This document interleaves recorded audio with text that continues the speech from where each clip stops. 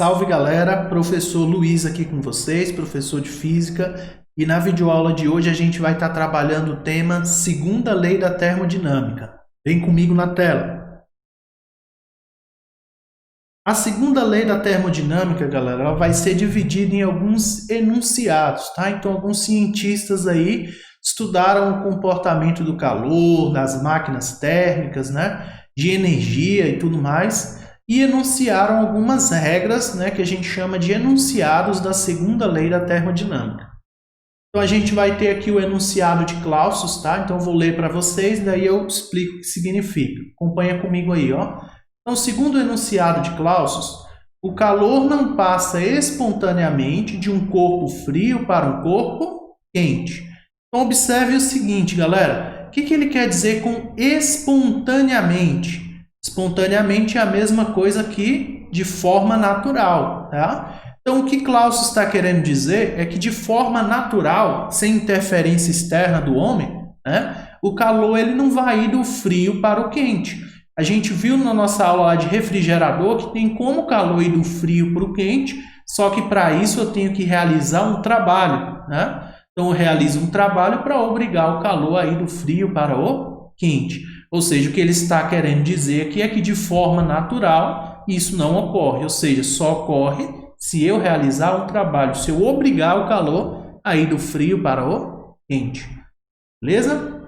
Enunciado de Kelvin e Max Planck, né? Então, juntando o enunciado desses dois físicos aí, o que a gente vai ter? Olha só, é impossível construir uma máquina térmica perfeita operando em ciclos, cujo único efeito seja retirar calor de uma fonte e convertê-lo em trabalho, tá? Então, veja bem, galera, olha só, percebam que o enunciado está usando o termo aqui, ó, é impossível, beleza? Então, isso daqui é uma das impossibilidades aí da termodinâmica.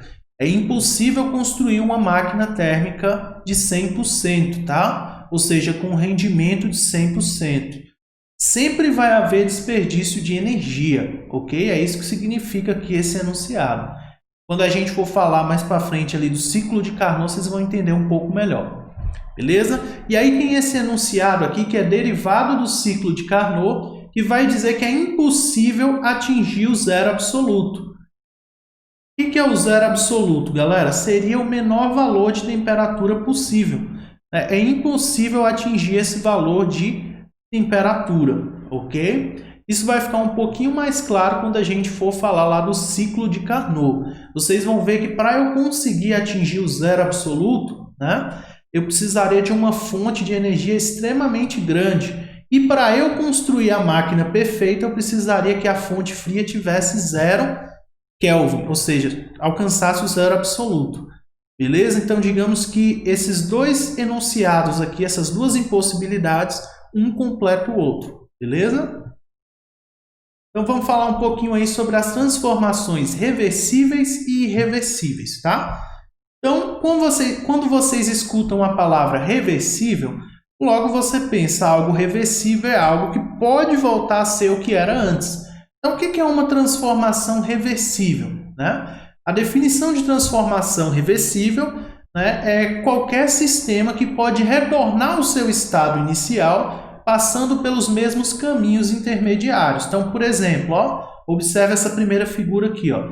Eu tenho uma cordinha com um peso amarrado, né, e eu posso oscilar essa cordinha. Isso daqui é chamado de pêndulo. Tá? Então, por exemplo, se eu pego a bolinha, seguro ela aqui e solto, ela vai começar a oscilar. Depois de certo tempo, ela não vai voltar para o seu estado inicial. Então, a gente chama isso daqui de transformação reversível, tá?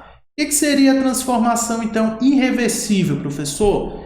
A irreversível é o oposto da reversível, ou seja, não consegue retornar para o seu estado inicial. Então, exemplos, galera. Qualquer coisa que queima, tá? Então, se eu queimar aí um plástico, madeira, papel, se eu fritar um ovo, se eu cozinhar os alimentos, tudo isso daí são exemplos de processos irreversíveis, tá? Eu não consigo fazer o meu alimento, a minha lenha, voltar a ser o que era antes. Depois que a madeira queimou, se eu pegar ali as cinzas, colocar ali e fornecer a mesma quantidade de calor, retirar, não volta a ser madeira de novo, tá? Isso aí é chamado de processo irreversível. Outro exemplo legal também é a diluição aqui do comprimido em água, tá? Alguns comprimidos podem até voltar a ser o que era antes, mas a gente vai classificar como processo irreversível porque vai haver perda de massa, tá? Beleza, galera? Então, processo irreversível é aquele que não consegue voltar a ser o que era antes. Irreversível é aquele que consegue, ok?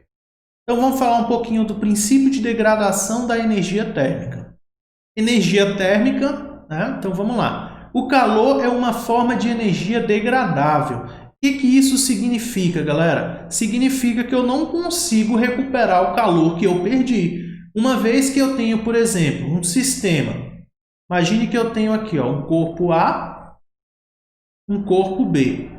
Imagine que A está a 80 graus Celsius e B está a 10 graus Celsius. Esse é frio, esse é quente, como a gente aprendeu, né? Então, o calor vai do quente para o frio. Então, vai haver uma troca de calor aqui até que os dois atinjam um equilíbrio térmico. Só que, veja bem, uma vez que esses dois atingiram um equilíbrio térmico, toda essa quantidade de calor que foi trocada entre eles, eu não consigo recuperar nunca mais. Para que eu retornasse, né, para que eu conseguisse gerar calor novamente, eu precisaria elevar a temperatura de A ou de B novamente. Ou seja, essa troca de calor que tinha antes, ela se perdeu no processo. Por isso que a gente diz que o calor é uma forma de energia degradável. Beleza? Outra coisa importante, as transformações naturais ocorrem preferencialmente num sentido, caracterizado pela desordem.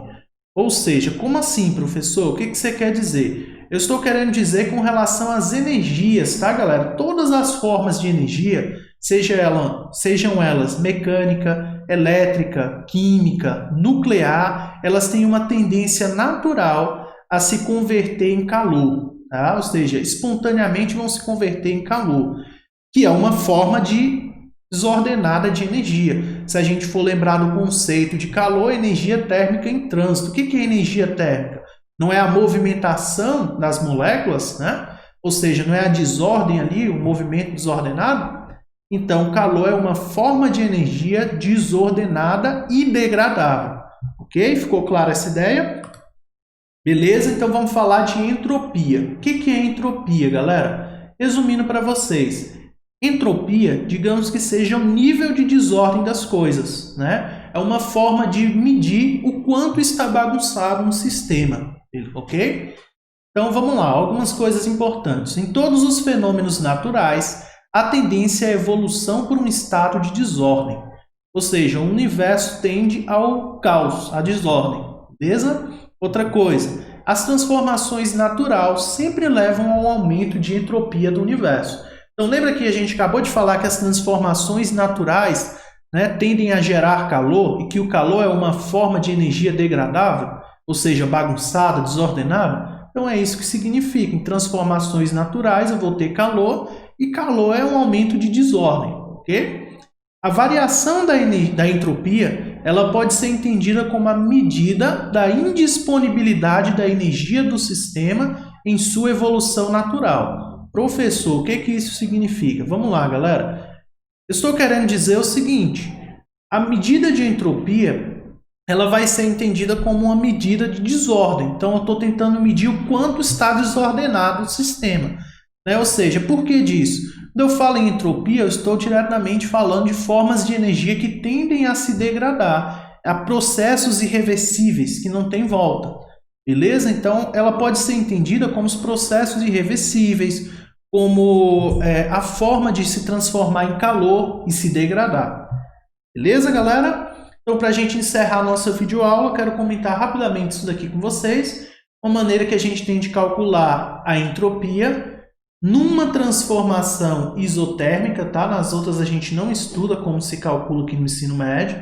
Numa isotérmica, ou seja, quando a temperatura é constante, como que eu calculo a entropia?